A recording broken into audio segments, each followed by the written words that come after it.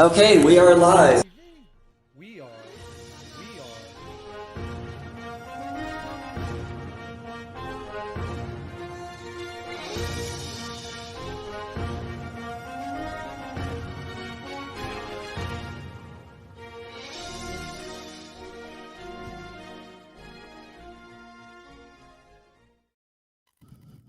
And welcome to the Mentionables Live. Tonight, we're diving in to take a look at misunderstood, misquoted, and often challenged difficult Bible passages. So that's where we're going tonight. So stick around. Maybe, depending on our time, we'll even have time to hit up some in the chat. So go ahead, start throwing questions and comments in there. If you have particular things you want us to address, and we'll see how far we get.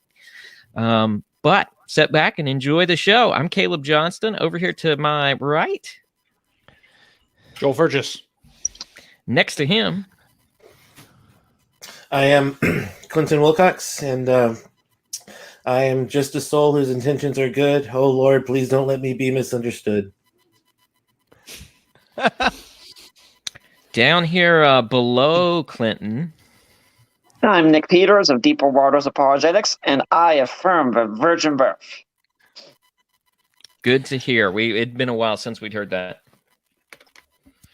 And So we next know that Nick is free from apostasy for a few minutes now. and over here next to Nick, I am Steve Schramm, and I don't really have a cool tagline.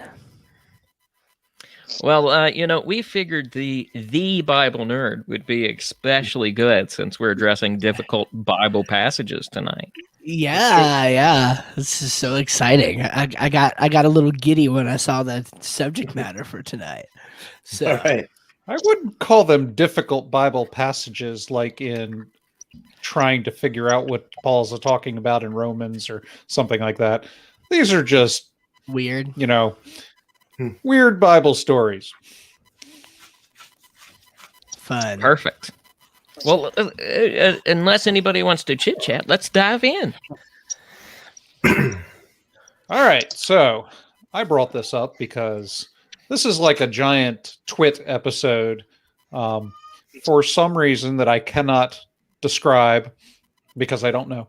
I was added to a Filipino atheist group. I first, denied the ad, but they kept trying to add me and I eventually accepted. And so I see, memes and things posted around there.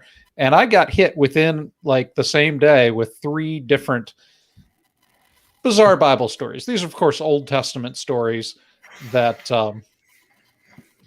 possibly misunderstood, but they definitely end up on like badbible.com or, these atheist sites that like, they never teach you this in Sunday school kind of thing. Mm-hmm. So what I'm going to do is I'm going to read the passage in question, and then we'll do a panel discussion on the question. I figure our Bible nerd and Nick Peters, who has some competency in the culture surrounding the Old Testament, probably would start us off because they're going to be able to tackle these out of the gate. They've probably dealt with them dozens of times. But I wanted to do them because I had dealt with them in the comments and had the arguments, so they're fresh in my head. All right, fair enough. So what's going to be our first one to tackle tonight? I'm going to read the verses. This is a passage from Genesis 38. And it goes, starting in verse 6. And Judah took a wife for his firstborn, and her name was Tamar. But Judah's firstborn, was wicked in the sight of the Lord, and the Lord put him to death. Then Judah said to Onan, "Go in to your brother's wife and perform the duty of a brother-in-law to her, and raise up offspring for your brother." But Onan knew that the offspring would not be his. So whenever he went into his brother's wife, he would waste the semen on the ground, so as not to give offspring to his brother. And what he did was wicked in the sight of the Lord, and he put him to death also. Then Judah said to Tamar, his daughter-in-law, Remain a widow in your father's house till Selah, my son, grows up, for he feared that he would die like his brothers. So Tamar went in and remained in her father's house. Now, I read the entire passage, which gives you the context, but oftentimes when you hear it, you'll hear just verse 9, which I suppose you can guess which verse that is. It's the one of spilling, whatsoever on the ground and whatnot. So, What do you there's mean the by passage. whatsoever, Joe? Semen. Spilling the semen. Oh! Onan spilling his man juice on the ground. And I affirm a virgin birth. Yeah. Well, there wasn't any See, we're virgin gonna have birth in some this fun story. with this one. I was gonna throw up this cartoon of Onan the Barbarian, but it's definitely not appropriate for the channel. So I apologize for even considering throwing that up on the screen. Well, if we're going to start discussing, I'll go ahead and throw some things out. First off, contrary to what a lot of biblical pastors and well-meaning teachers said for years, this passage is not about masturbation. You have to go to other grounds for that one. This is not Is that it like passage. the passage that the entire Catholic doctrine of masturbation is built around? It Uh, could be. con- It's known as a sin of onanism. Yeah, But no, what's weird- it's contraception, not masturbation that they get this that they take from this verse. Yeah, what's really Okay, that going makes more on sense. in this one is Onan is greedy. He knows that if Tamar has kids, that his empire, his wealth per se, is going to have to go to a son that's not going to be his, and he's going to lose his inheritance. So he denies her birthright. She's supposed to have it. She's supposed to have a child to provide for her. He does that, which is wicked enough, and then he does it in an effort to keep what he wants for himself, while at the same time trying to have fun doing it. I mean, he could have easily just said, "No, I refuse to marry her," and that would have been it. But nope, he decided to act the part. His sin is a sin of greed. Okay, so Nick, just for our listeners who don't know the Old Testament context in which you're speaking, he would go in and he'd, have the baby with her. Why wouldn't the baby be his? And what's this whole duty of the brother-in-law thing? Yes, Yes, that's Try right, to Lars. explain it as if the person has never read the Bible.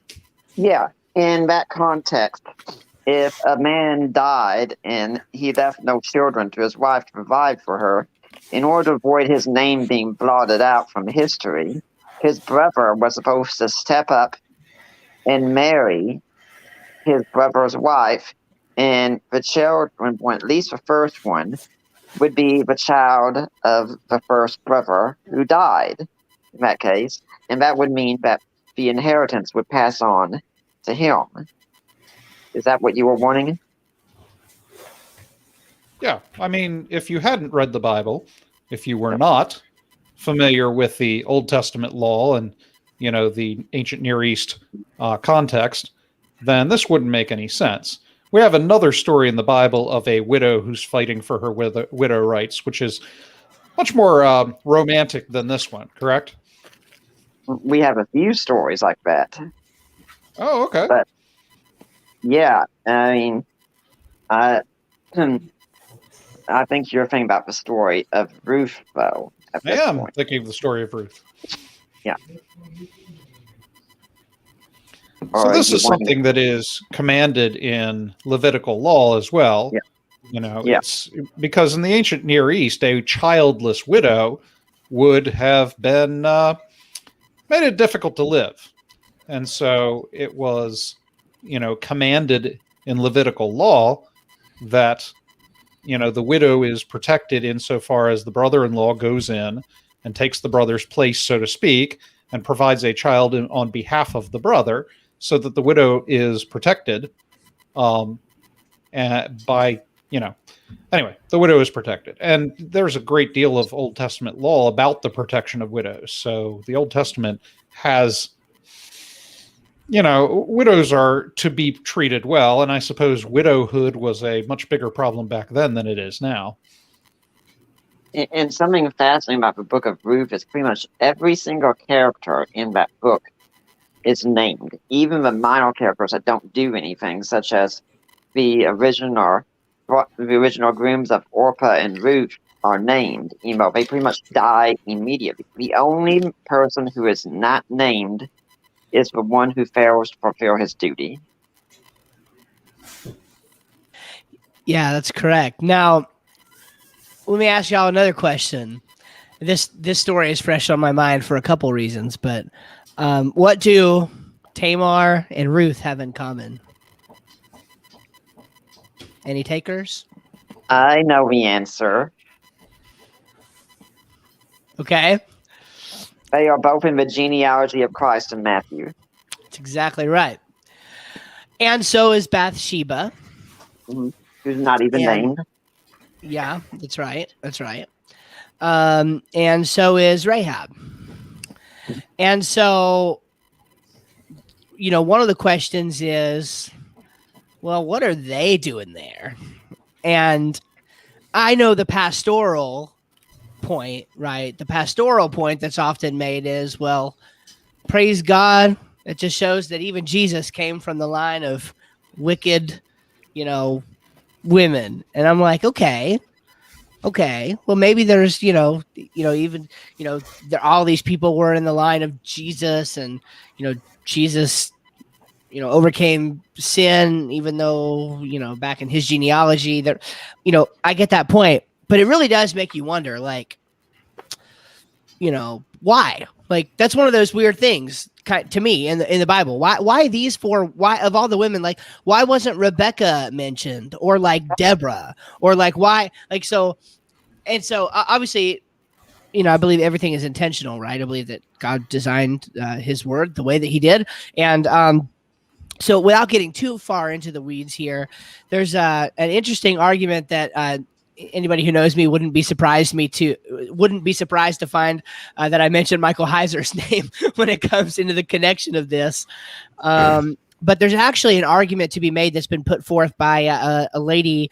I think her name is Amy, but I forget the last name. It was in 2010 that she wrote an article in a journal that connected the idea of Jesus's genealogy to the story of Tamar and the story of Ruth, and also Bathsheba and Rahab, to the whole ancient Near Eastern Watchers story, the sons of God in Genesis 6, the Enochian Watchers story, and all of that. And I won't go too deep down that, but this is a weird Bible passage that we're talking about.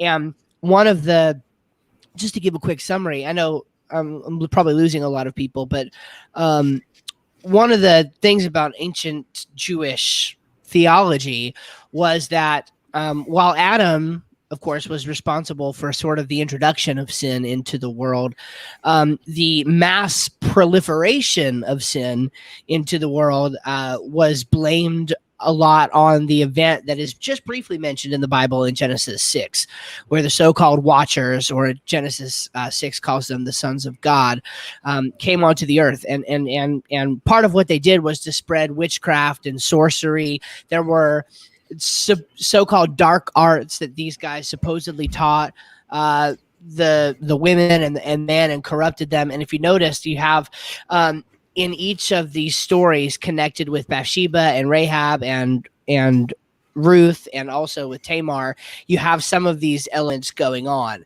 And so, again, the theological idea is supposed to be, at least by this argument, is the thread is tied together in Jesus, that part of Jesus's genealogy is designed and structured the way it is, and history even is structured and designed the way it is, to signal that Jesus was part of the reversal of that proliferation of sin. So, of course, not only rescuing sinners in the sense of being redeemed and having a savior, but also literally turning around the moral imperfection that the world gave us through supposedly these individuals. So it's just an interesting theological thread that helps you.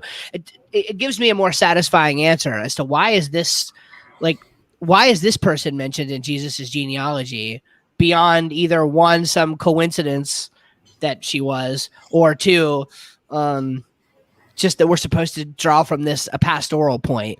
It seems like there's more there, and this gives me a satisfying, I think, reason for that, and helps connect some of the other dots.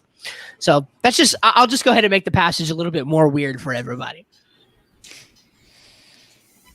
Well, it's interesting how this ties in too, not only in bringing in the Ruth story because it's comparative in a sense, but it's actually a restoration of the promise that's lost here in Genesis 38, because the genealogy can't continue, and this is the line, the Davidic line that's coming. So, I mean, this is where the Messiah is supposed to come from.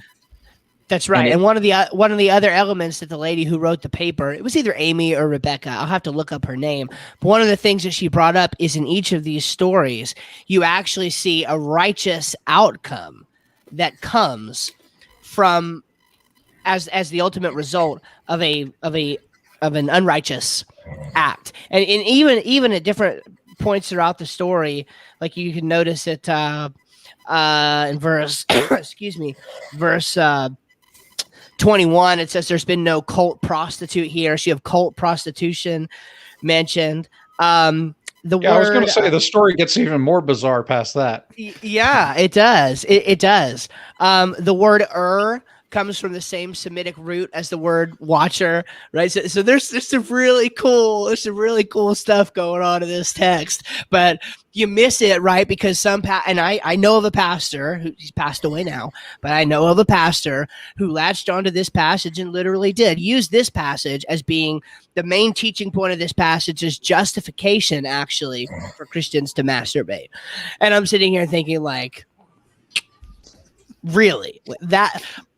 This awesome passage has been given to us by the God of the universe to help tie all these threads together, and we get from it that we should masturbate. I'm sorry, you know what I mean? Good. You still have the parental advisory up. There's just more to it, way more to it than that, and that's even a wrong conclusion to take from it. So, yeah, they make a lot out of what's going on in this chapter that's unnecessary. That's right. Yeah, I mean, did we just briefly touch on the remainder of this story, how it progresses? Because you mentioned the cult prostitute part. Do you want to just find out how she finally got satisfaction? Yeah, Nick, you want to take it? No satisfaction. Nick seems to have a better handle on the progression of the story than I do. I don't know if he wants to kind of finish that out with. That's only if for Papa is a Rolling Stone, though. Okay, well, yeah, I can finish it out. Okay, so now this woman, Tamar, it's not said in the text, but it would be understood that if she has two husbands and both of them die and they don't leave kids, well, geez, maybe the problem is her. And so Judah is thinking, no, I don't want to give a third son here. I'm going to be childless. He's going to die. And so tomorrow... Is that like how Taylor Swift complains about all the boys that have mistreated her? And, the problem probably has more to do with it. Yeah, and Tamar then is really being shamed and ignored by her father-in-law. And she puts on this veil and goes waiting outside the gate, and Judah comes by, and Judah doesn't even recognize his own daughter-in-law with a veil on. That's how out of touch he is.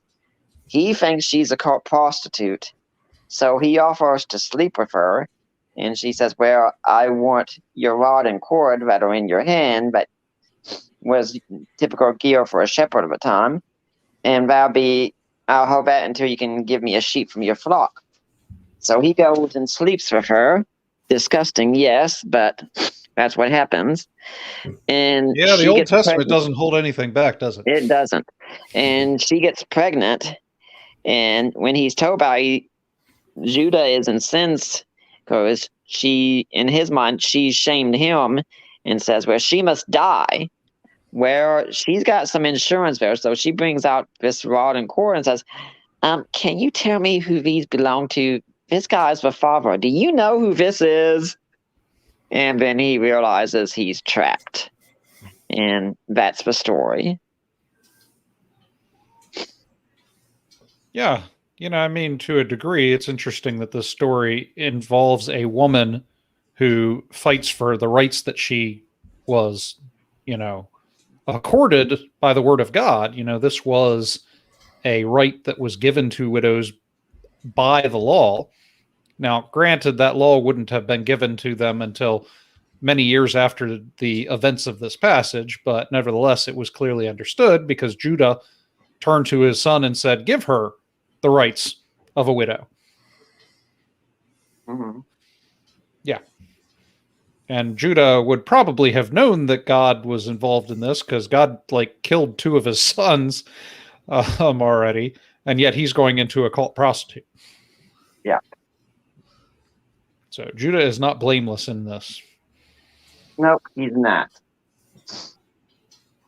All right. So if we're finished with that passage, I'll get on to the next weird one. Yeah, let's have it.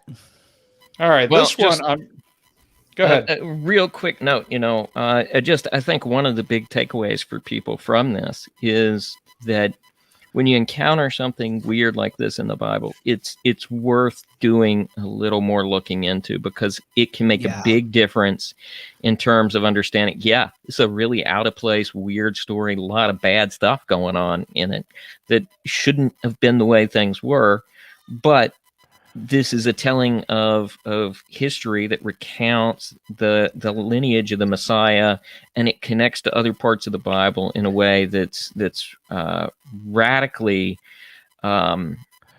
amazing. I mean, that's the only word for it. So I think the big takeaway is to just take some time and do a little research, pull up a commentary, when you encounter something like this. Yeah, I'll underscore that. Yeah, and I made the mistake of... Oh, go ahead. Sorry, guys. So I'll just underscore that. I did a video about this one time, I think a while back, where I just said, look, when you encounter something strange in the Bible, usually that's a signal that you need to dive in. Because whereas most people pull away and say, oh, that's too weird for me, they skip over it and get to something a little bit more comfortable or a little bit more Sunday schooly. Usually, when you start to dig in deeper, those are where the real riches come from in studying the Bible. You open up almost a whole new world that you never knew existed. So it's really fun. Yeah, and I made the mistake of reading that in context because the atheist will throw the one verse out and say, look how bizarre the Bible is. So I accidentally read the surrounding context and it cleared a lot up just by reading the passage. It's amazing how many of these atheists engage in cultural bigotry where they assume that their culture is superior and they don't bother to understand a culture that's different than theirs. I thought we were supposed to be more tolerant like that. Yeah, that's the other thing is that they'll read the passage and they'll say, look how bizarre the Bible is. It's not realistic at all. Okay, what was she going to do? Go to a women's shelter, maybe? I don't know. Maybe go get a manicure and go out to the club and see if she can meet a new guy. The ancient world worked a little differently than the world does now. You're viewing it from a 21st century standpoint and how we think and behave. And that's not how they thought and behaved back then. I think she was going to go appear on Oprah next. Yeah, probably. So let's go to the next story. Okay. This one I'm going to try to read just the passage that's bizarre and not include the surrounding context because, dang it, that just ruins the whole making fun of the Bible thing. Mm-hmm. All right. So this is 2 Kings chapter 2, starting at verse 23. Those of you who are familiar with the Bible probably already know which story this is. All right. This is the story of Jesus, isn't it? Yeah. It's the one where he does the thing with the birds or I don't know. Then he went up from there to Bethel. And he was going up by the way. Young lads came out of the city and mocked him and said to him, "Go up, you bald head. Go up, you bald head." When he looked behind him and saw them, he cursed them in the name of the Lord. Then 2 female bears came out of the woods and tore up 42 lads of their number. And he went from there to Mount Carmel, and from there he returned to Samaria. Okay, so here's the problem. You've got these pure, innocent little children that are coming out, and they call a guy bald. Oh, well. And this God turns around, and he curses them. And then 2 giant wild animals come out from the woods and start tearing into them and kill 42 of these small children whose only transgression was making fun of this guy for being bald. What a terrible story. What a terrible story. I'm sorry, teacher. I have to correct you on a few points you got wrong in your story. I just read what the passage said, man. Well, let's start off with these were not small little boys. You It have the said same little word. children. It said little no. children. Sorry, the word that's used is also used to describe soldiers in the army. Likely these could have been very well teenagers at the time, not little children. Second, they weren't just making fun of Elisha because he was bald. They were saying was go up to bald head because that was a symbol that he was a prophet then. And they were saying, go ahead and get lost just like Elijah did. Get out of here. If this was a generation that was rejecting the way of God, so then these 2 bears come out. There's only one kind of bear in the area, Syrian brown bears. And they weigh at the most 550 pounds. So let's go with 600 pounds just to be generous. 2 600-pound bears. And we know there were at least 43 kids there. Because, 42 got hurt. And the answer is always 42, of course. But 42 of them get injured. I think that answers the entire story right there. The number 42. We can move on. Yeah, let's move on to the next one. Yeah, but see, the thing with this is that 2 bears are not going to be able to go through 43 youth, at least, unless some of these kids decide they're going to fight back, which is possible. You could carry a weapon with you in that time to keep yourself safe from marauders or wild animals or anything like that. You could be wanting bear meat. You could be wanting some honor that comes from fighting animals off like bears, anything. But that 42 of them got injured tells you these kids put up a fight. And the text doesn't say they were mauled. The word, again, could mean something like that. It could just mean they were scratched, they were injured in some way, anything like that. But this was a big threat to Elisha. And the destruction that took place there was a sign that God was saying, I'm not putting up with this. All right. So I can take the story. I'll give you mine. This is a capstone of a larger cycle of stories that begins with the ascension of Elijah. Elijah is sort of a legendary character, a larger-than-life character in Jewish literature. And he still holds significant value in the Jewish religion. And so here you have the prototypical prophet who ascends into heaven. That's a big part of the story. And now he passes the mantle, both figuratively and literally, to his follower, Elisha. And so Elisha comes back, and he tells the disciples of Elijah that Elijah has kind of ascended into heaven. And the disciples decide to go ahead and search the countryside anyway. So they're a little skeptical of this whole thing. So they search the countryside, and they don't find Elijah. And so, prior to that, when Elijah had passed his cloak to Elisha, Elisha had struck the water with a cloak and parted the water. And this sort of was signifying the fact that he was the successor to Elijah. This was kind of the prototypical miracle performed by successors. Joshua did this as well when Moses passed the mantle to him. And so he parted the water, which is sort of a sign and wonder kind of miracle. It didn't serve any sort of practical purpose, but it was there to show that the power of God was on this prophet. So after the whole searching of the countryside, Elisha goes into a city, and they've got sort of a water problem. There's an issue with the water it's undrinkable. And so he, story short, he purifies the water. Now, this is sort of a nod to Moses as well, because this is kind of the thing that happened at Mara with the bitter waters. And so now he's done a public miracle. So he's done a sign and wonder. Now he's done a public miracle, which is a beneficial miracle. This is a miracle that actually benefits people. So it actually serves a purpose. And so now he's wandering up the countryside, and these people, these youths, come out and start saying, "Go up, you bald one." Now, as Nick has mentioned, the transgression here is not the bald head part. It's the go up part. This is shortly after he has told the story of Elijah ascending to heaven, and it seems as if they're skeptical of his story, kind of like the disciples who had to search the countryside. These youths are, questioning the legitimacy of the story, be like, okay, well, why don't you go up? Show us how it's done. The other thing is the bald head part, probably he was in mourning. So he had shaved his head, which was a part of mourning tradition in that time. And so the mention of the bald head may even be them kind of questioning the sincerity of his mourning. He just happened to get the power of the prophet, lucky him kind of thing. And so they're mocking his story, or mocking him as the successor. And he performs the third kind of miracle, which is a curse.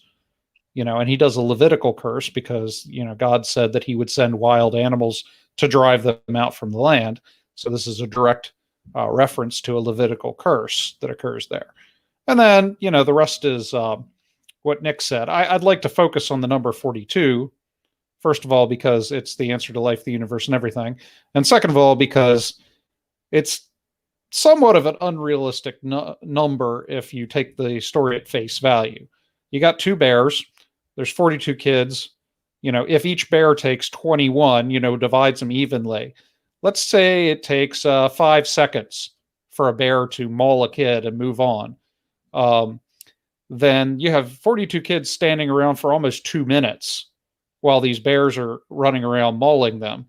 You'd think a couple might run away, rather than stand there for bears to maul them. So it's possible that what Nick said is true. It's possible that the number 42 is inflated because, as I understand it, numbers in the Bible are notoriously inflated during transmission. So anyway, that would be my take on it. Wait. No, are you telling me you're not taking the text literally? Yeah. Sorry. Yeah. Obvious heresy right there. We're supposed to always take the text literally, aren't we? Yeah, you're right. Yeah, I have to hand in my fundamentalist card.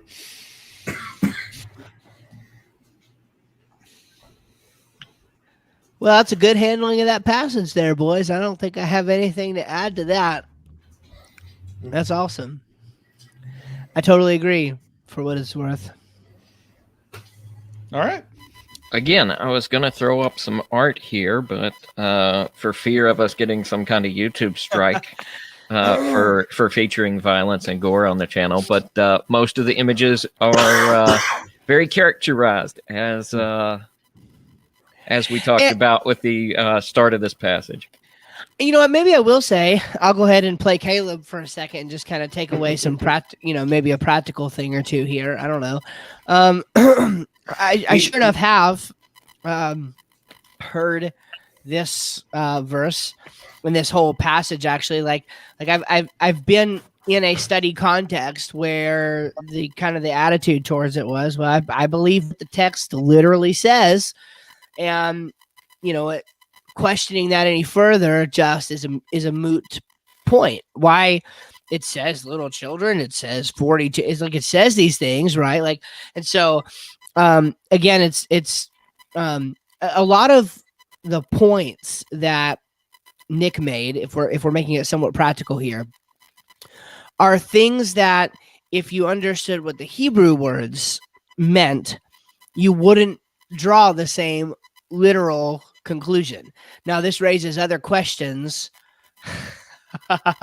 Is that the least graphic one you could find? That's Yeah. awesome.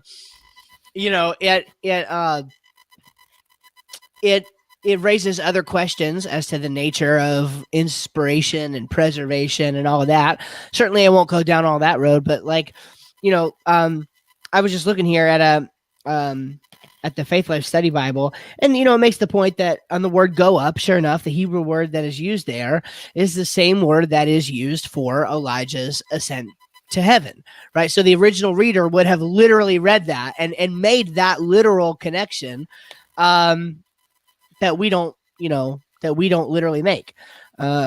Again, the same thing with the word that's used for young boys. There's actually or little children, depending on what you're reading.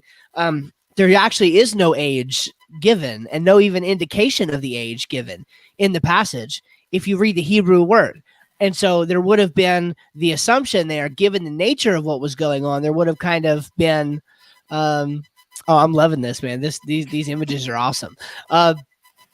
There would have kind of, we are bringing assumptions to the story that the original reader would not have brung. They would have brung different assumptions as they were literally reading it, right? So we have to remember what it means to read a text literally. You can read this literally as a Jewish person, or an ancient Israelite, maybe I should say, and come away with it as being something different than what you read at a first glance in an English Bible. So, right. And when it's taken out of context and just, thrown up there by an atheist on a meme, right. It's easy to focus on the bald head part and not the go up part, which is really where the stress would have been in context, especially considering what had just happened earlier in the passage. Yeah. And that's kind of the frustration, right? Is like, these kind of somewhat fringe, well, I wish it were fringe. It's less fringe than I wish. But these atheist groups where they'll throw this stuff up there, see, hey, look at how ridiculous the Bible is.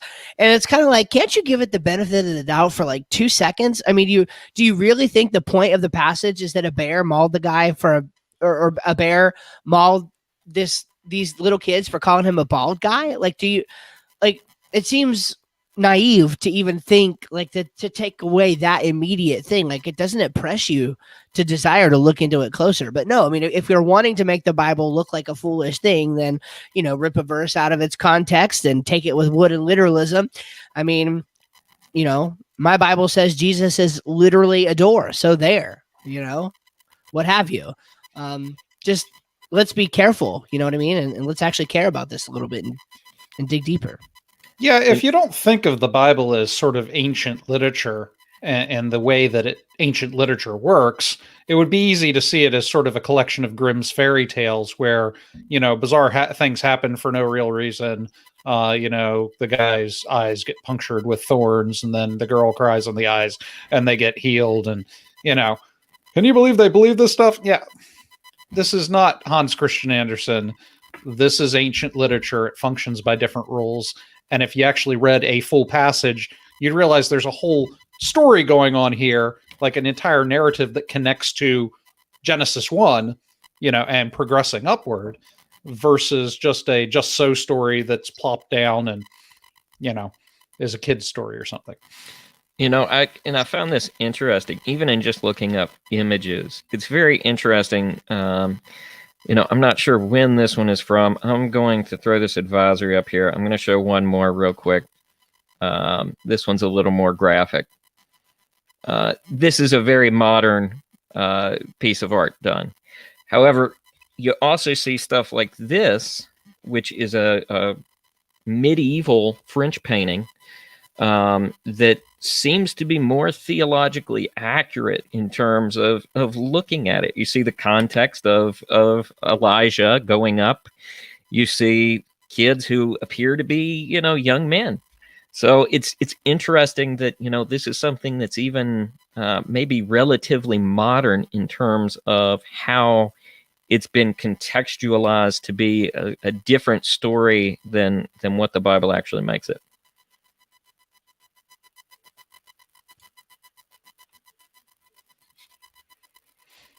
Great observation.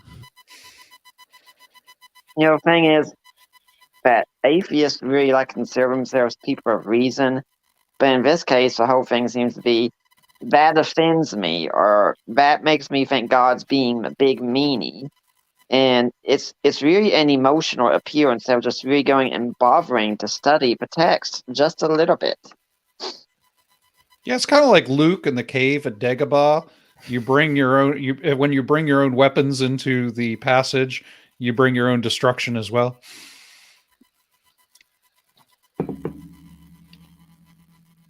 You have only what you bring with you. Mhm. That's a legit theological point. All right, we ready to move on? Yep. Okay, so this Yep. story probably deserves its entirely own episode, but we haven't been on. We've been on for like what, an hour now? 40 minutes. 40 minutes, yeah. 40 minutes. All right, we've got We're- another we're- solid hour to go. Right? Yeah, Wait, we're ripping through I'm this pretty just- quick.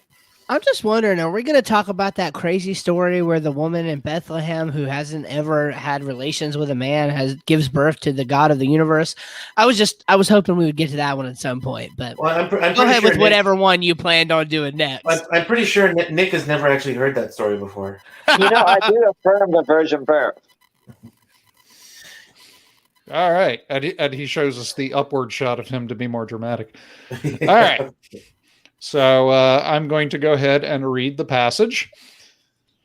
And the only reason I'm doing these three, I specifically selected these three because these were the ones I had just been challenged on in order the same day. So considering that I'd responded to all three, I felt equipped to do this episode. All right. So this is from Genesis chapter 22. It says, after these things, God tested Abraham and said to him, Abraham. And he said, here I am. He said, take your son, your only son Isaac, whom you love, and go to the land of Moriah, and offer him there as a burnt offering on one of the mountains of which I shall tell you. So Abraham rose early in the morning, saddled his donkey, and took 2 of his young men with him, and his son Isaac. And he cut the wood for the burnt offering, and arose and went to the place of which God had told him. On the 3rd day, Abraham lifted up his eyes and saw the place from afar. Then Abraham said to his young men, stay here with the donkey, and I and the boy will go over there and worship and come again to you. And Abraham took the wood of the burnt offering and laid it on Isaac his son. And he took in his hand the fire and the knife.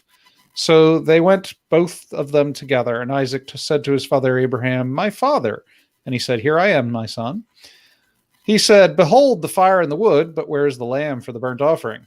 Abraham said, God will provide for himself the lamb for a burnt offering, my son. So they both went together. When they came to the place of which God had told them, Abraham built the altar there and laid the wood on order and bound Isaac his son, laid him on the altar on top of the wood. Then Abraham reached out his hand and took the knife to slaughter his son. But the angel of the Lord called him from heaven and said, Abraham, Abraham. And he said, here I am. He said, do not lay your hand on the boy or do anything to him. For now I know that you fear God, seeing as how you have not withheld your son, your only son, from me. Okay. Let me just finish. And Abraham lifted up his eyes and looked, and behold, behind him was a ram caught in the thicket with thorns. And Abraham went and took the ram and offered it in the burnt offering, etc. Okay. And we're back. So, was there a particular element of this story that was pointed out to you that makes this story so weird, or does it not sound weird because I was raised in church? Maybe that's the problem. Well, Sounds normal to me. This happens all the time. Let me lay out what a thumbnail sketch of the atheist argument here. First of all, God is quote unquote testing Abraham when God should know everything, right? So God should already know that Abraham, blah, blah, blah. And yet he puts Abraham through this cruel thing. Second of all, God is essentially lying to Abraham because he knows that he's not really going to let Abraham sacrifice his son, but he's saying, go up and take your son and, sacrifice him. Third of all, this makes God into a cruel manipulative. It's kind of a Loki kind of god. He's a jokester god, right? He just messes with people and takes this poor guy who's just had a son in his old age, and it stresses in the passage the son he loves, and then he puts them through the psychological torture of having to take his kid up and sacrifice him. Choose God or choose a son. And then finally, okay, so this all works out in the end. What's the point? Why would God choose this psychological torture of a guy with these, dangling the sacrificing of his son out there? It's a bizarre story. It serves no point. It shows that God is a meanie. Okay, that's the best I can. Yeah. So I once actually heard or saw someone who had some knowledge of the texts talk about this, and the way that she explained it, I think it was one of the ladies who teaches at Houston Baptist University. The way that she explained it was that, Abraham at this point did not have, the scriptures, and there wasn't much known about the Hebrew God Yahweh at this point. Some scholars even say that the Hebrews before, in the time before they had the scriptures, were actually polytheistic, and then they eventually became monotheistic once enough knowledge was learned. They kind of had this progressive revelation kind of thing going on. But at this point, Abraham, there were a number of pagan gods in surrounding cultures who, gods like Baal and Molech and others who did say you have to sacrifice your children for some kind of benefit to make life better in some way for a crop or whatever. And so Abraham did not know that Yahweh was not the kind of God who would require sacrifices. And so this was actually Yahweh's sort of Yahweh's way of introducing the concept that this is not something that God commands. God, being the only God and being a good and righteous God, would not command parents to sacrifice their children. And so this was God's way of showing Abraham that this is not the way that he wants worship. And so that's the way that I heard it explained. Yeah, and you're actually with that thread there, you're hitting at something that is just a very prevalent idea in general in the Old Testament or in the Hebrew Bible, because like kind of the whole point, like even if you look at the Exodus, if you look at the children of Israel as they're being led out of Egypt, and the whole polemical idea that's going on against the gods of Egypt, so much of what the events that go on in the Old Testament, and sometimes this is evident in the writing, but it's also just kind of evident in reality in scenes like this, where it was very important that Yahweh show himself as distinct from these other gods. And this is,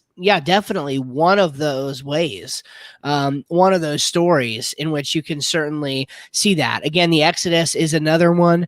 The item with, is it Elijah and on Mount Carmel, Elijah and the prophets of Baal? Is it Elijah or Elisha? I always get them mixed up. I think it's Elijah. Yeah, it is Elijah. Yeah.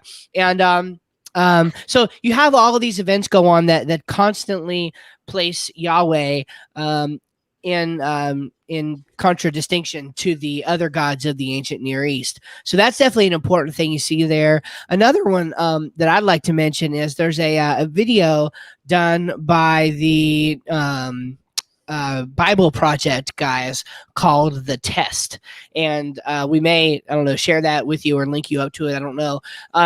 But this video, I think, is a really, really good one. So it really goes through and draws. So it's called one of their theme videos. So it has the theme of the test in Scripture, which you see over and over and over again. You have it with Abraham. You have it with Moses. Moses has to take the test.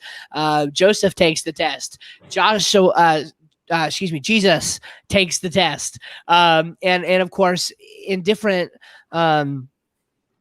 you see this mentioned a little bit in Hebrews 11, the Hall of Faith chapter. But you have different characters throughout biblical history who, in some ways, passed the test, and yet even those who passed the test still, in other ways, failed. Right? They were moral failures. Abraham was a great man. He was a man of great faith. He passed the test. He had loyalty to Yahweh, but yet he failed. David showed loyalty to Yahweh, and yet in his moral life and relationships, he failed. So Jesus was the only one throughout recorded history to pass the test and never fail, morally or spiritually or physically in any way. And so I just think that's a really interesting part of this too. Abraham is called a friend of God. He's considered really close with God. And so rather than to, I guess kind of the atheist argument is, again, a little bit anachronistic, look at this mean God or whatever. But I mean, when you have the God of the universe who supernaturally creates a people for himself and says, I'm going to love you, I'm going to take care of you, all you have to do is be loyal to me.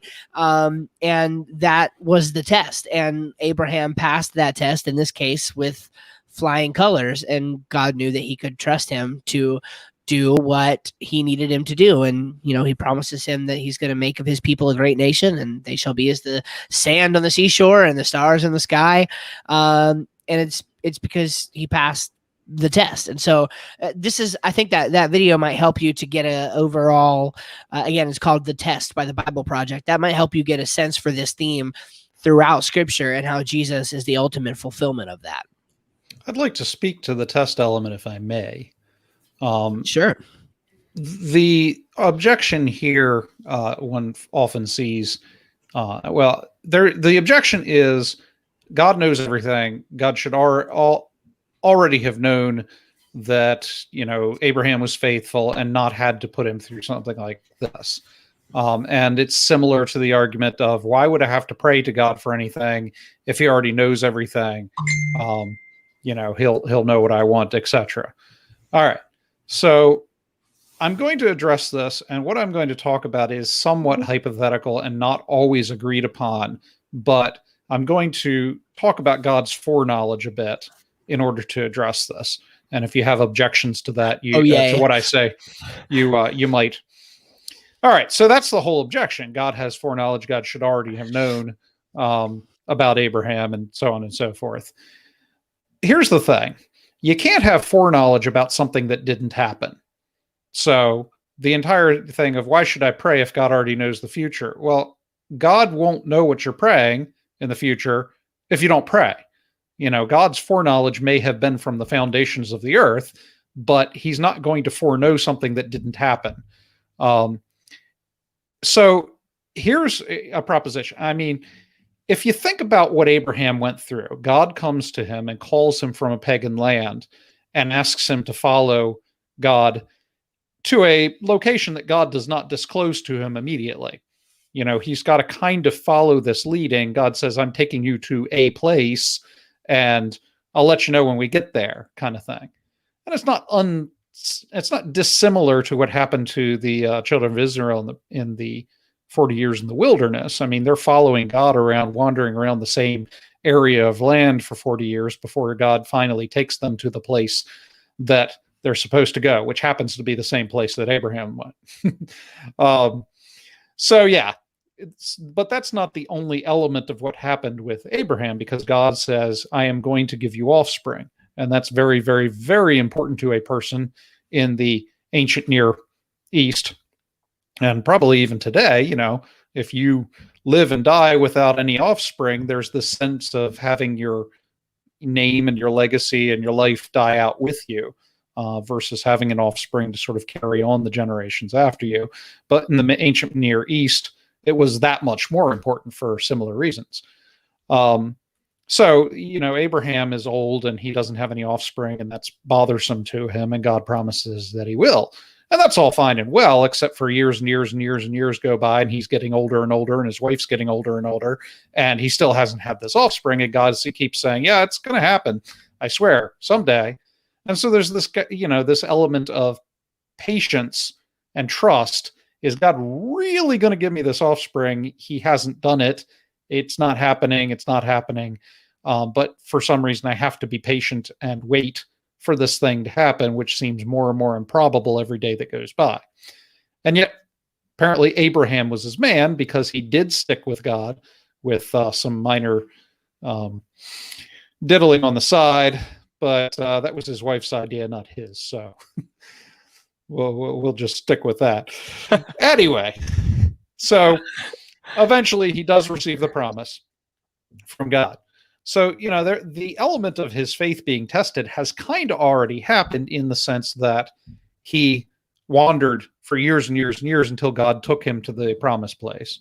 And he spent years and years and years waiting for an offspring until God finally gave him the promised offspring. And then after that, there's this whole test of his faith.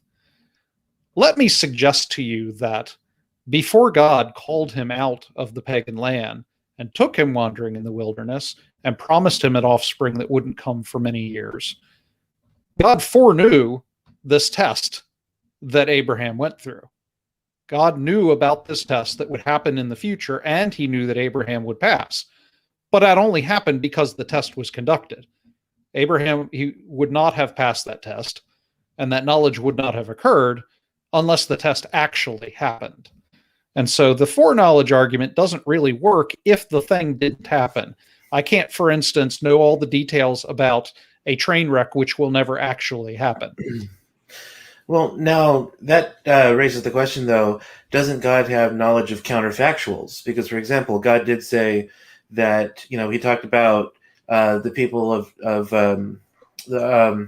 I'm forgetting the context, but where he talked about that, certain people were committing sins and that Sodom and Gomorrah would have repented had they had the prophets or something like that.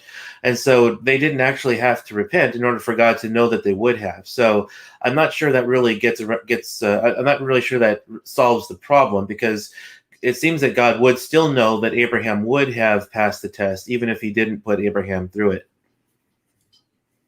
Okay, that's a fair question. And that's more for a Molinist. Any of us Molinists? Yes, emphatically so. Yeah, I'm not a Molinist, but I still affirm that God has knowledge of counterfactuals. Well, but what's interesting though, and so I've read some on Molinism, but most of what I know on Molinism is from watching countless Dr. Craig videos and Dr. Tim, Craig, Doctor Who, yeah. If you don't know, it's too bad for you. I'm going to right quick before you finish it. Just say it's late. I gotta be going, but if anybody wants to find me, I'm at deeperwatersapologetics.com, and I affirm the virgin birth. Peace right, out, have a Nick. good night. Thanks so much, man. Thanks for joining us, Nick. So most of what I knew about Molinism prior to about a week ago was just stuff I'd learned from videos and from talking with people and being in the Molinist Facebook groups, etc.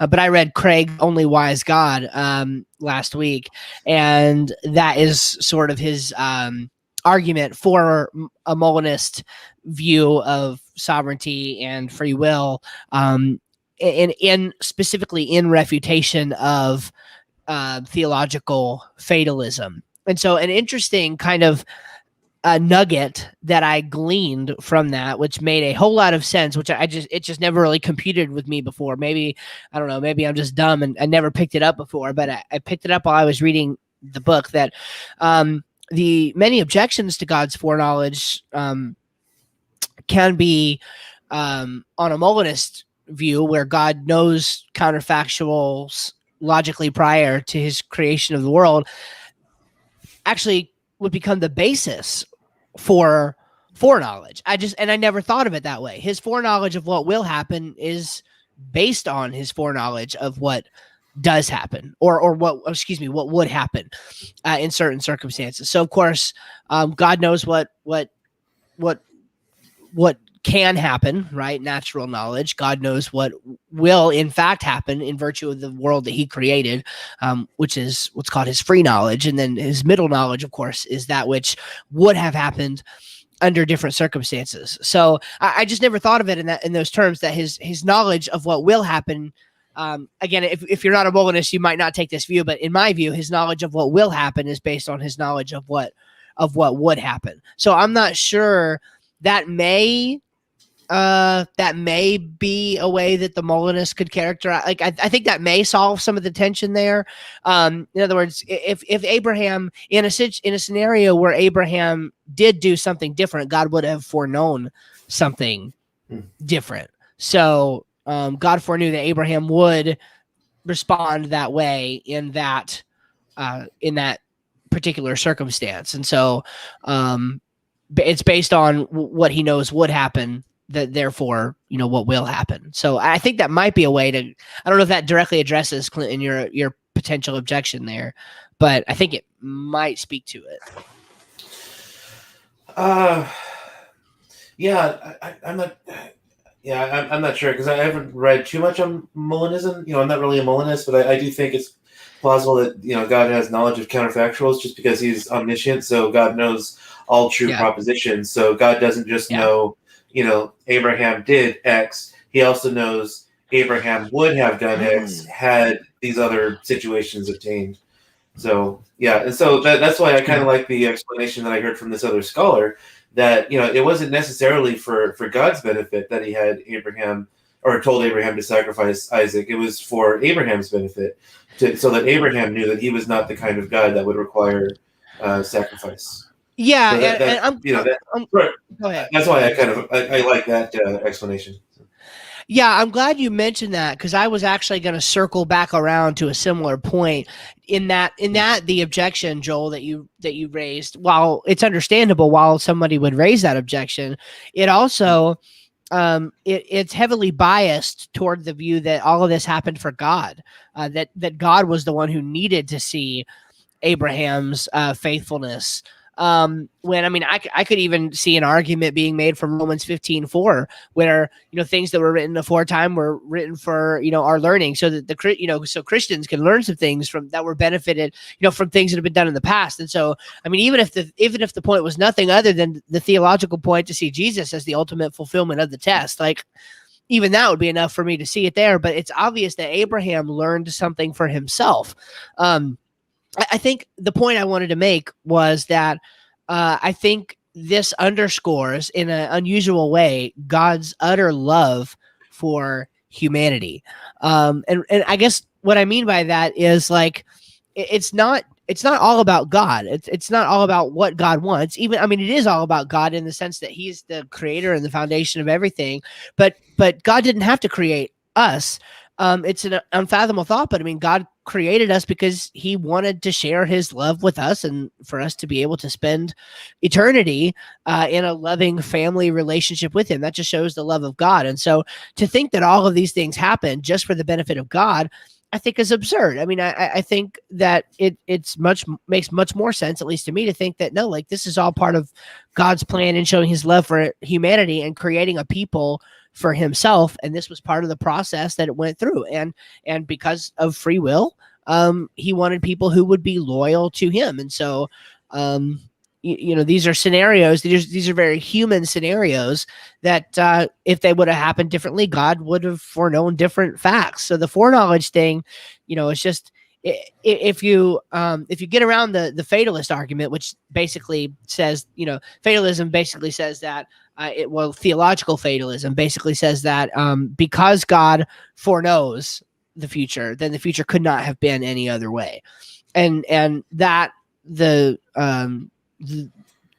supposedly that commits a fallacy in the logic of necessity, which is called modal logic.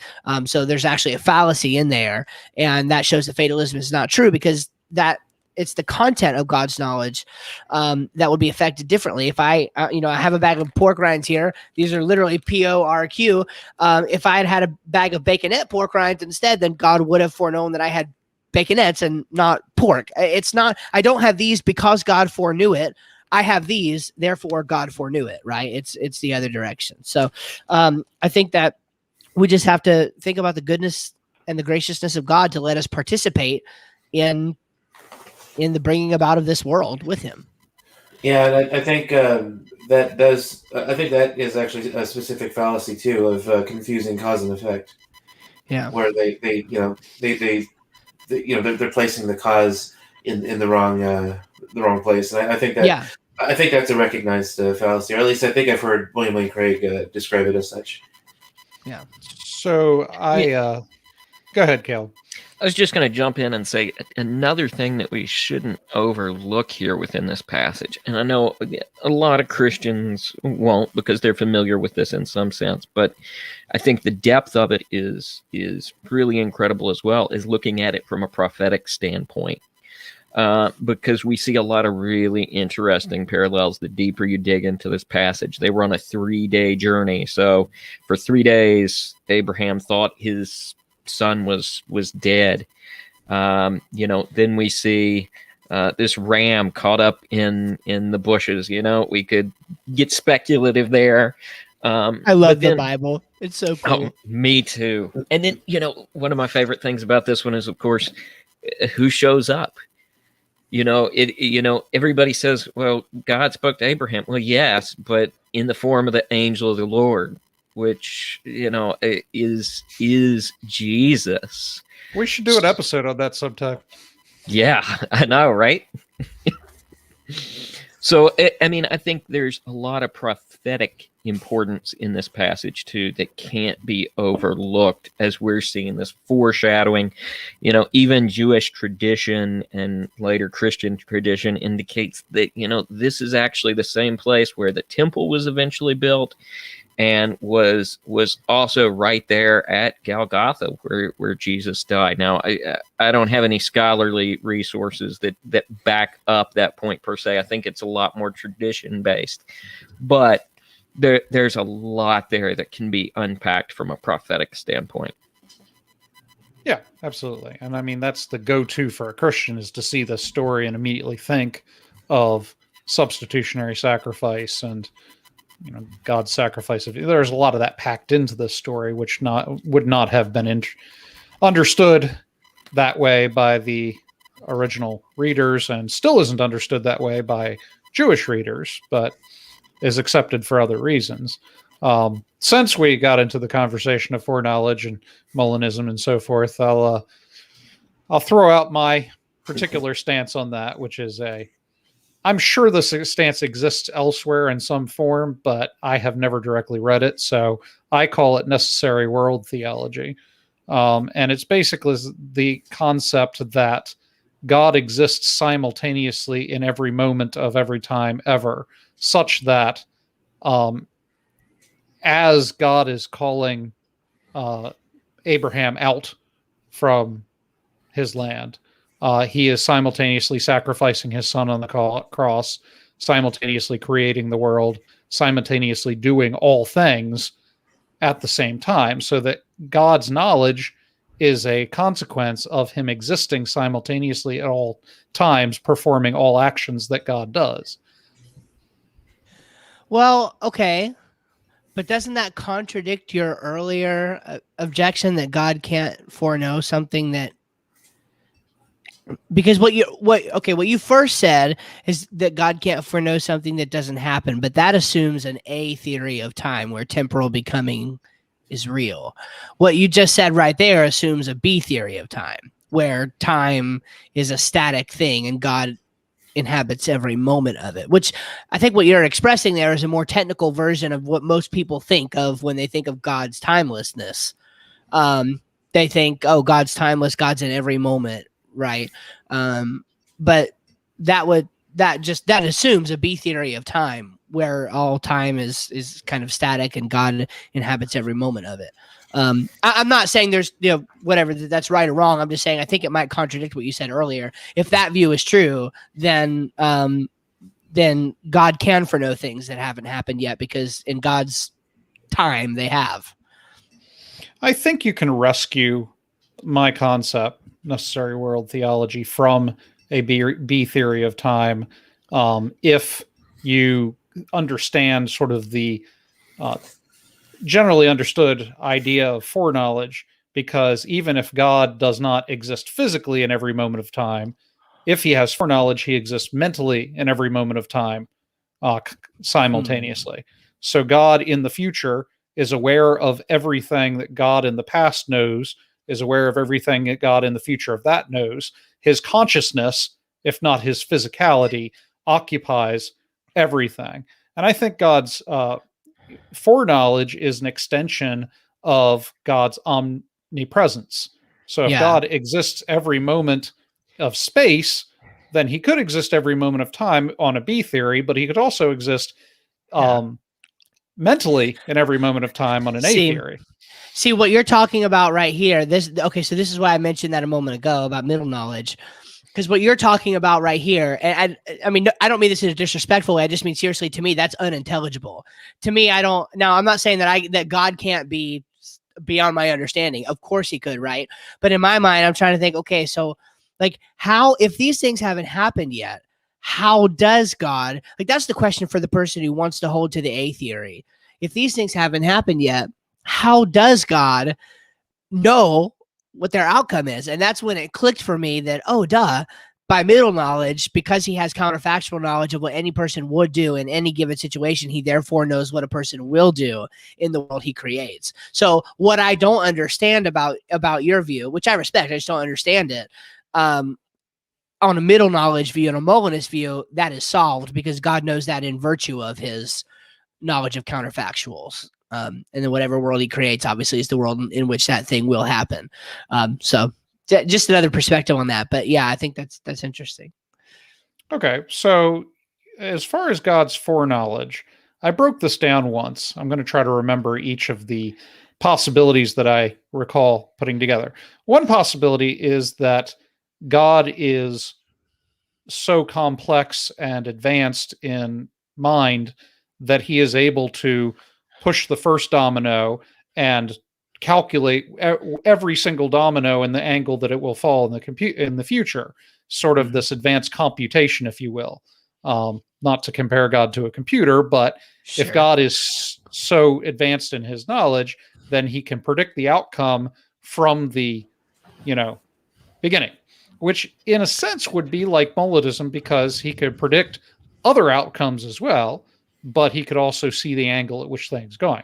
So that's one idea, sort of this advanced predictive capacity. The second idea would be that he declares the future, sort of I don't know. This might be a hyper-Calvinist view, I don't know, but this idea that God knows the future because he directs it. He knows what he will do in the future, and because he knows the story that he's writing ahead of time, that's how he knows the future. So advanced predictive, there is declaration of the future. There's my view, which is that he exists in the future simultaneously to existing in the past. So he knows the future because he's already there. So there's that. And then the final view that I can come up with is sort of this mystical idea, sort of this sort of mystical capacity of God being God and spiritual, that he magically knows the future, if you will. And that option is sort of a catch-all for anything we don't know about God. So the mystical capacity, it could encompass any, question mark about, well, I don't know. No, I think that's true. And to be fair, I think the view that you hold, like I said, I think the view that you hold is probably what most Christians I knew growing up would have expressed it in terms kind of similar to that. Well, God just exists at every single moment. And I'm not technical enough in this to be able to argue cogently one way or the other. I would say that, you know what I would say because I've said it already, but I on a B theory of time, I could see how that would happen. I can't understand that on an A theory of time. And that's where, for me, Molinism rescues it. But I definitely do think, because most people want to admit that temporal becoming seems real, right? It seems weird that, we could click over into the next day, but that day was already there always. And we're just kind of, going through somehow time, even though we're not experiencing its legitimate passage, which just seems weird to me. So anyway, that we're outside of my pay grade now on how well I could argue one way or the other. But yeah, that's interesting. And I do think you're right. The sort of, God's declaration of the future, that sounds like theological determinism to me. And then the mystical view, yeah, that always is used as kind of a catch-all. Well, just because we don't understand it doesn't mean that God, and Craig addresses this in The Only Wise God, which is a great read. I highly recommend you read it. But he addresses, this mentality of where it's like, well, that, God is greater than us and higher than us, and there are things that God will understand that we'll never understand. Well, I mean, duh, like, of course, but that doesn't mean that we shouldn't try to understand God and to understand how things work, because it could lead us into a much deeper and more fruitful relationship with him. So we should try to expand our knowledge of God. So I think that you can rescue the incoherence of B theory if you stop seeing time as this sort of static object that has always sat there, and rather see time as a collection of moments, all of which occur, but they occurred simultaneously. So every moment feeds into the next moment, but all of these moments happen. They don't not happen. They happen. Right. They just happen in a collected order. So you can say that it's not as if this moment has been sitting here for eternity. No, this moment is happening now, as all moments are happening. Yeah, maybe I'm just not smart enough, but that doesn't make any sense to me. I don't know. I'm again, I just don't understand. Caleb, do you understand that? I mean, I just don't. I don't understand. Do you guys get what he's saying? I'm not sure I understand it. I get the distinction he's trying to bring in here.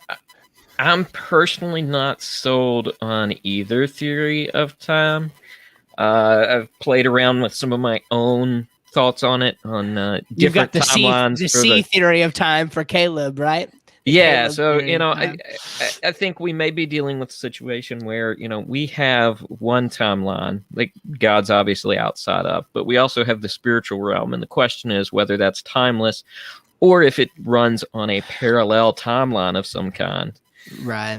So I play around a lot with this, so I get where Joel's coming from, but I personally am not entirely sold on either. Gotcha. Interesting. Cool. Well, my view actually has a much more developed form than that, but I'm only talking about the one part of a larger view, and I'm not going to get into this because that wasn't what this episode was about. Yeah, we should do that sometime though, because I'm interested to hear more about it. I would love to understand kind of the broader, the broader. See, a lot of people, and here I'm going to get in trouble now, but like a lot of people are theologically bound to their view of this. I mean that, of course, we're all theologically bound by some things, of course, but I mean church tradition theologically bound to accept some versions of this. And for me, I'm not. I just want whichever the one is, seems to make the most sense of the way things are. So yeah, I'd love to hear another perspective on that. All right, we could do an episode where we try to bring in somebody who has more of a Calvinist view, Arminius view, Molinism, and then I can present my really whacked out. Just hash it around for a little while, toss it back and forth. That sounds like a lot of fun, actually. Yeah, no, I mean, we've got 4 guys here, so we could, if one of us can bring one of those perspectives to the table, then we can kind of produce a informative view, and then after we've each expressed our views, we can have a cage match. Sounds like fun. I like it already. Yeah. Next up, young Earth creationism. Yeah, I mean, there are a number of theological positions where people are just really entrenched in their position. So. Now, before we leave, I believe we have a listener who had a weird Bible passage question for us. Yeah. So, we have this coming from Mr. Jackson. Grace and peace to you. I don't think this falls in the category of weird Bible passages, but does Scripture prohibit women from being deacons? Depends on who you ask. I personally... I don't necessarily have a problem with female female deacons or even female pastors per se. My main issue is that so many of them turn out to be very liberal and tend to reject the traditional teachings of Christianity on things like abortion and same-sex marriage and things like that. And of course, that also could just be kind of a self-fulfilling prophecy, because it's usually the more liberal denominations that tend to produce female pastors, and that's why they would tend to have these more liberal positions. But that's also why I'm a little more leery about these women pastors, because so many of them turn out to be very liberal in their views of the traditional Christian teachings. I can kind of see both sides. I grew up Southern Baptist, and in our church, absolutely no women pastors or deacons, because men were called to fill that role. Women just were not. That was just how Scripture taught.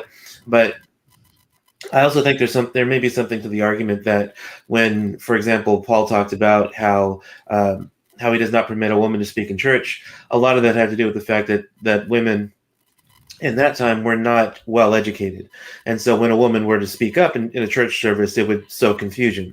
And so that's why they would order women to remain silent, is because they were not able to bring up, they might have been well-meaning, but they were not able to bring up good talking points or, be able to contribute meaningfully to the conversation. Now we live in a culture in which we do educate women, and women do have a lot to contribute intellectually. So it could be the case that these prescriptions against women becoming deacons and pastors had to do more with the fact that women were not well educated, which of course would not be the case now. So we wouldn't necessarily have to abide by that. But then there also is the argument that men and women were created to fulfill certain roles. And, for example, we read about deacons that a deacon must be the husband of one wife. So kind of sounds like, well, maybe Paul is assuming that only men can be deacons. Otherwise, they would have said, they can only have one spouse. But instead, he specifically singles out men, saying that they have to be the husband of one wife. So, I can kind of go either way. I kind of lean a little more toward, we can allow them to become deacons and pastors because, there were in Scripture women who led when there were no men who were able to take the lead. So I kind of lean more toward that. But, I definitely see the arguments for both sides. Yeah, go ahead, Caleb. I was just going to say, this is an interesting one for diving in and doing some word study on this kind of stuff, because in 1 Timothy 3, where it describes the qualifications for deacons, in verse 15 or in verse 10, after kind of finishing up this discussion, it says, "And these also must be tested first, and then let them serve as deacon if they are found blameless. Likewise also with their wives." That's that passage Clinton mentioned. They must be dignified, not slanderous, temperate, faithful in every respect. But the word wives there is also one that could be used for deaconesses. And then, we have Paul in Romans 16, verse 1 and 2, talk about Phoebe. And the word again used here is the word for referring to her as a servant or a deacon. So, I don't think it's something that's particularly clear in the text. I think there's arguments that could be made from both sides, as Clinton's kind of already pointed out.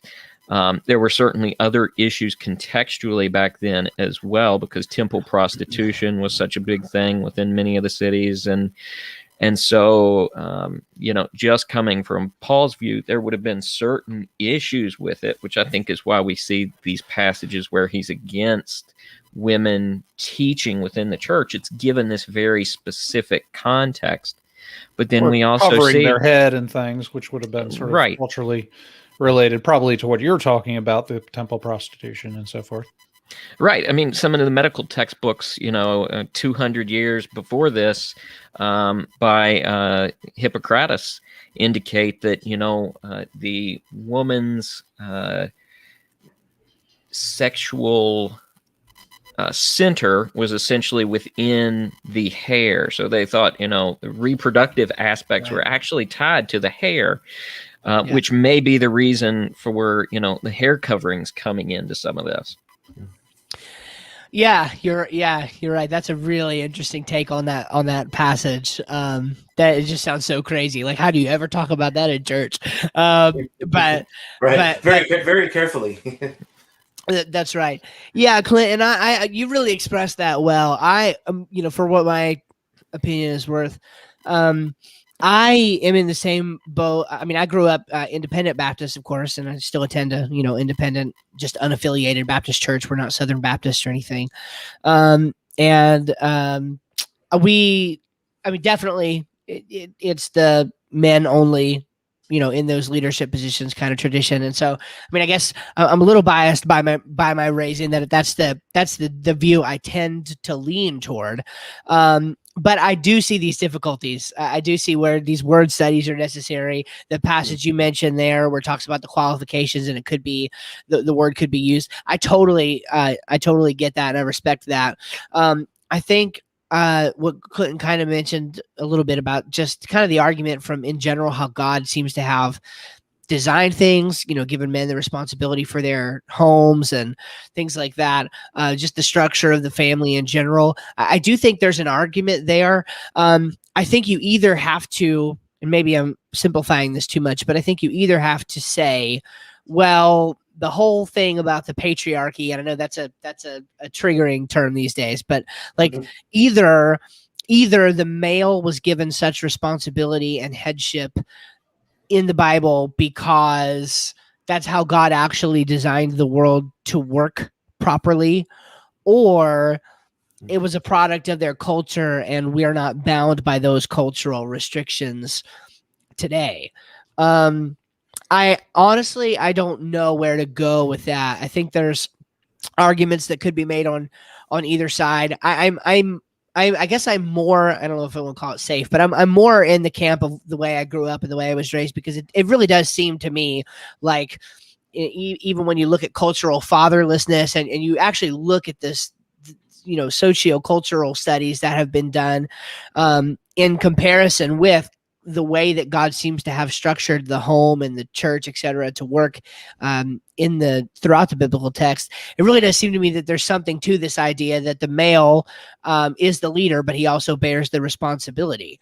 Now, where I take issue with people is when they push it like you can only, like, to what you can reduce this to absurdity, right? Like what happened, like does that mean that a woman, I mean a male child, right, is still like a male? So I mean, is like, in what situations is it appropriate for a woman to be teaching a class in a Christian school? Like can there be a Christian school teacher who is leading and has authority over senior males, right? And that are 17, 18-year-old males, and there's a 22-year-old teacher in the Christian school. I mean, I've totally seen that scenario. And so at what, males in our culture at 18 years old are considered adults, and obviously, 22, 23-year-old women are considered adults. At what point does it become absurd? I don't know, but I think there's something there to both of those sides, because you look at leaders in the church like Phoebe, like Deborah, and others who are commended for their faithfulness in the roles that they play, Priscilla and Aquila, and you think, well, surely there's certainly a role here for women to do. I guess the question is, which role is it? And if I just may real quick say that if you for 1 second take what I'm saying and interpret that as sexism or whatever, then you don't know me, but you also don't understand my point. Like it has nothing to do with sexist or women or lesser, like whatever. Like my wife could kick my butt. Like my in our marriage, like my wife is my strength. I mean, I don't have strength if it's not for her. I mean, she's everything. I lean on her. I hate to be cliche, but she's my rock. She really is. And I don't know very many happy males who are in a marriage who don't feel the exact same way. It's not that I think of my wife as lesser. It's that God gave her a specific role and gave me a specific role. She has different responsibilities. I have different responsibilities. She is held accountable for things that I am not held accountable for, and vice versa. And I think that there's actual evidence in the world that God designed it that way. So that would be my basic opinion on that. I take a more broad approach to it. I think that also one ought to keep in mind that in the ancient church, they didn't have the luxury to do what we're doing right now, sit around and talk about theology all day. And, I mean, in our churches, there's so many programs, and you go to Sundays or every Sunday service, and there's a guy standing up talking about the Bible to you. If you look at Paul's letters, a lot of it are like, thank you for sending this help to me. The brothers ministered to my needs. Send, my texts with Titus and the 3 belts that I left behind, kind of thing.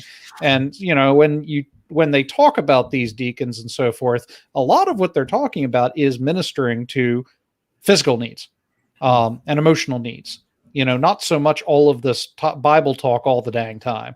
And, there weren't that many copies of the Bible out there. They didn't have that many scrolls and everything lying around to read the Bible. It was just those individuals who had memorized enough to talk about it. And unfortunately, women were not allowed to sit at the feet of rabbis. But there is one exception of a rabbi that allowed women to sit at his feet and actually praised them for doing so. And that would happen to be Jesus Christ. Jesus Christ. And there is a very, very specific story in the book of John where there is a woman out there fulfilling her women's duties of, cleaning the house and serving food and so forth. And there was another woman who was doing the culturally unthinkable and sitting at the feet of a rabbi and learning the things that rabbi had to teach. And then a dispute arose. And, one was, why isn't she in there doing a woman's duty? And the rabbi said, she's doing the better thing. She's sitting here and learning. And so, the Bible was countercultural right from the beginning, in that it did suggest that women should and would be praised for sitting and learning. And so, when they talk about the office of the deacon, we tend to think, oh, it's a guy who's going to get up and talk or organize Sunday school or do the church fund or whatever. Back then, probably the deacons were organizing charities and helping things, because, back in the books of the epistles, it's talking about taking care of orphans and widows and ministering to the needs of the sick. And, that's probably a lot of what was going on in the early church. So when you think about women deacons, don't think necessarily about somebody who's standing up and teaching church.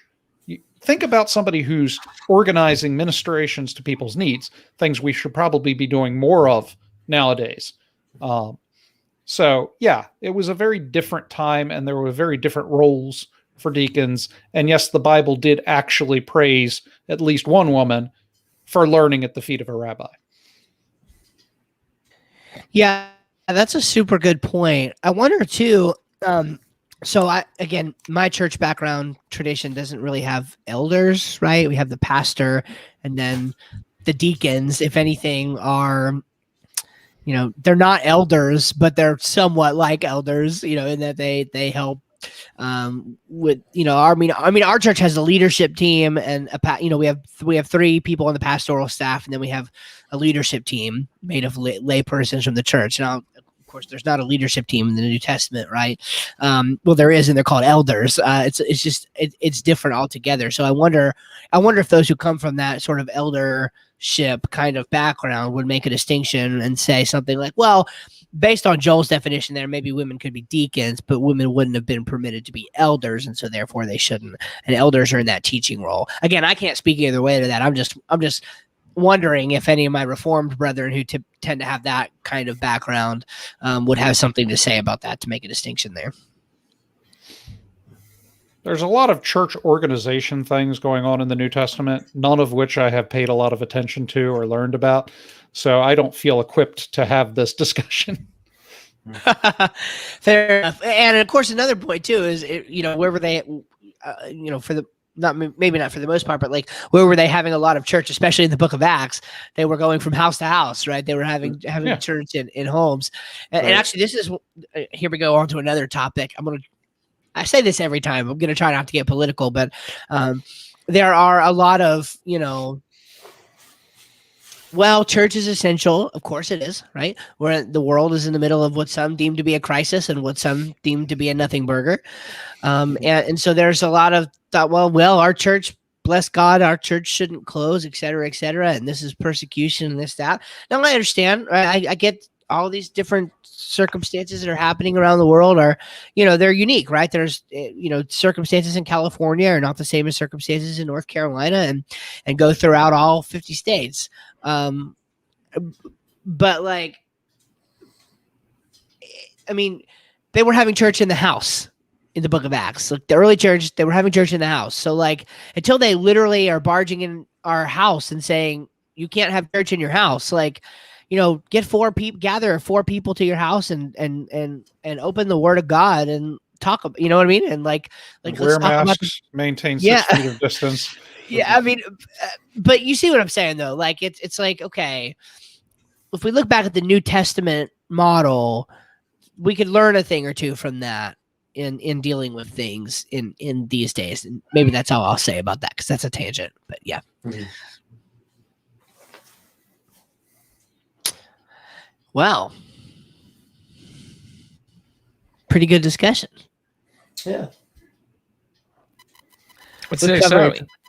foreknowledge, women deacons, all these crazy Bible passages, and we've just barely scratched the surface on that random virgin in Bethlehem who gave birth to the God of the universe. We hardly even talked about that. We've been all over the map. Yeah. What was her name again?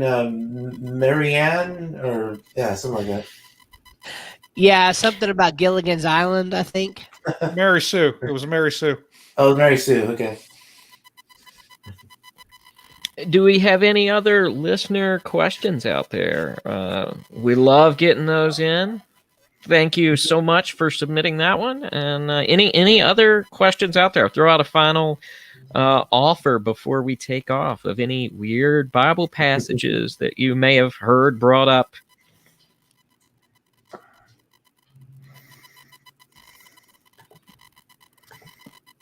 All right, there's a little lag, so we'll give them a minute. But in the meantime, let's go ahead and let people know where they can find people for content. You want to start us off, Clinton?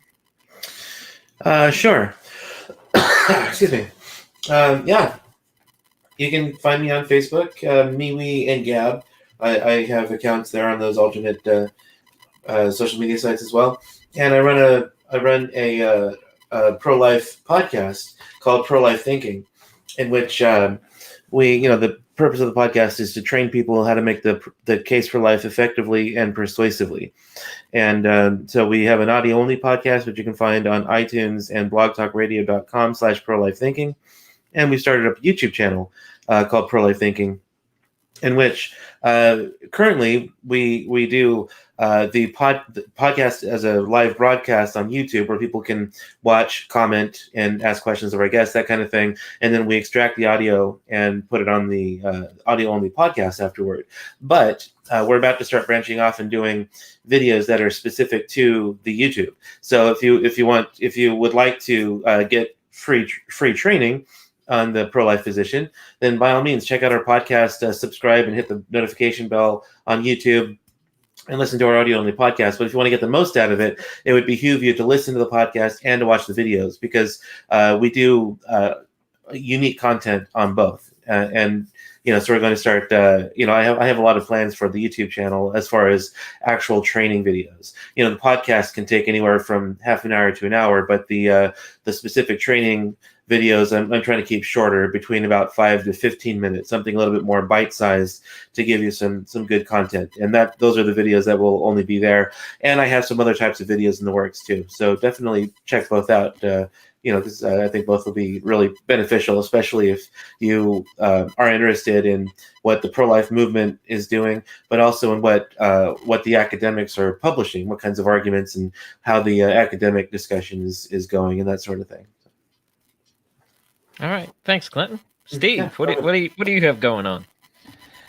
Yeah, that's a great question. So I'm still kind of in flux here. I'm trying to keep up with this business that fortunately God has really been blessing ever since I went full time in January. And I'm still just trying to figure out what I want to be when I grow up with respect to to ministry. So it's been a little while since I've done much, but if you're interested, you can find my material at steveschramm.com. You can also use Enduring Together. No, is that what it is? I always forget this. Is it Enduring Together? I think so. I think it's enduringtogether.com. And that also redirects to that website. It might be a little bit easier to remember. But historically, we have the Bible Nerd podcast and then Bible Nerd TV on YouTube, and then just the blogs that get written over at steveschramm.com. And so I'm really thinking and praying about what to continue doing, what's the most fruitful thing, what fits the best into my schedule. Ideally, I would just do it all, but currently my web design clients seem to be more apt to pay my bills than anybody funding ministry activities. And that's okay with me, whatever the Lord wants.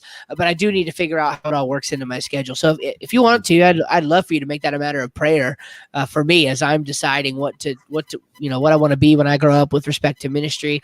I will say that I'm really loving some of the opportunities that I'm being given in my local church to do some ministry, and they're actually giving me a class on theology and apologetics starting in April, which is just that's just so exciting to be able to contribute in my local context there. So I feel like I'm getting a chance to contribute, but I would appreciate your prayer in terms of public ministry. I'm still thinking about, well, do I keep writing at steveschramm.com, or do I, with all the Ravi stuff and everything that happened lately, I've really been reflecting on that. Does it need to become something, does it need to continue but become something other than my name? So just be in prayer for that if you don't mind. But steveschramm.com, and you can find everything that's going on at any time. So Thanks, Steve. thank you. Joel?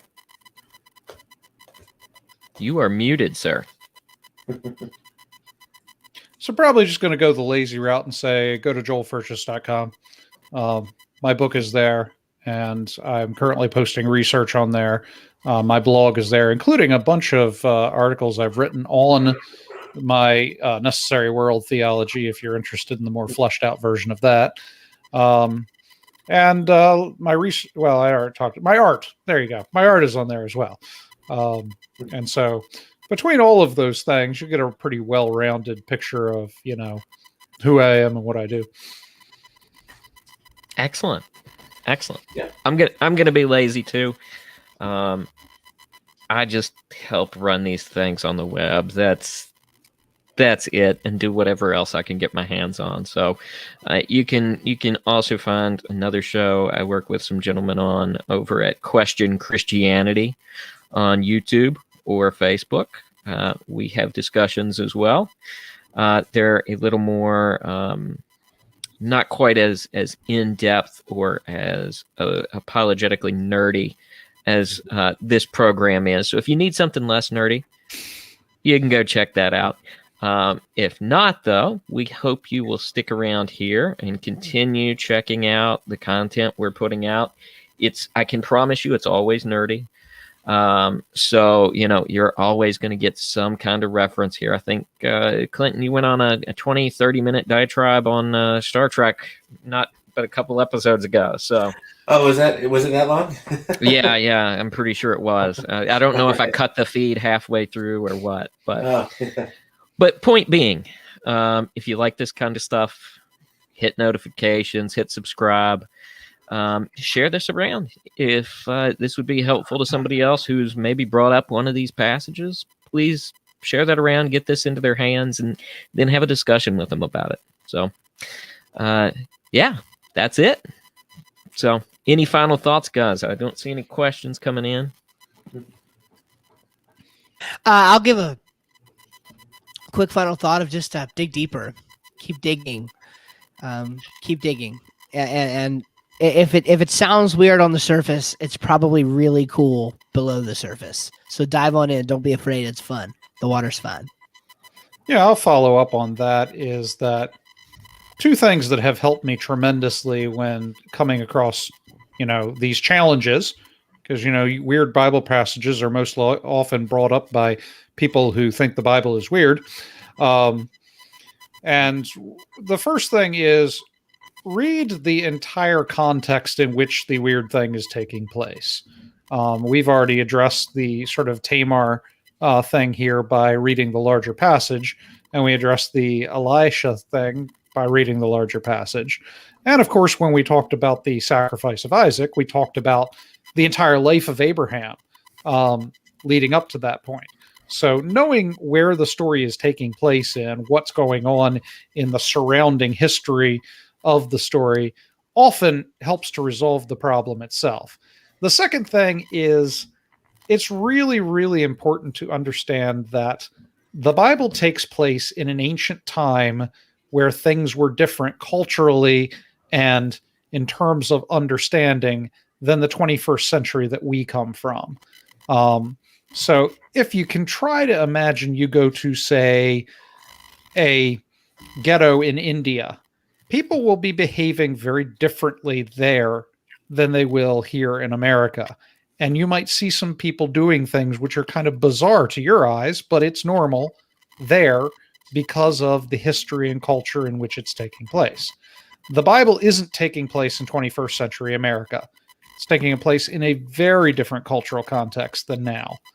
And so when you read a weird story like this, like the Tamar one, try to dig in and figure out what the cultural context this is taking place in. The biblical context, yes, but the cultural context as well. For instance, in the Tamar story, the widow's right thing is not a problem that we would have nowadays, but it was an issue that existed within that time and place. And understanding that sort of makes the whole passage clear. So, understand the Bible in the cultural context, how it would be understood to its original readers, and also understand the story in the larger passage context in which it takes place, and that resolves practically every single one of these bizarre issues.